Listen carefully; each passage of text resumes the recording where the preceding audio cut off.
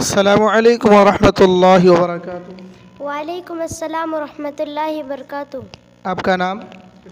ارشدی بیگم۔ بچوں کو نماز پڑھوانا کس کے ذمہ ہے؟ بچوں کو نماز پڑھوانا ماں باپ کے ذمے ہے۔ حضور صلی اللہ علیہ وسلم نے فرمایا ہے کہ اپنے اولاد کو نماز پڑھنے کا حکم دو۔ جن کے 7 برس ہو جائے نماز نہ پڑھنے پر ان کو مارو۔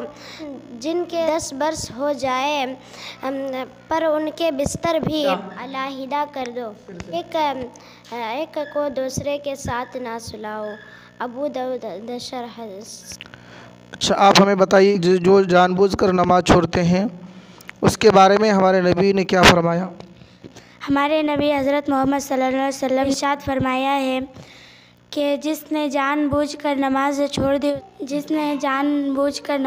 دی جہنم کے اس دروازے پر اس کا نام لکھ دیا جاتا ہے جس سے وہ داخل ہوگا۔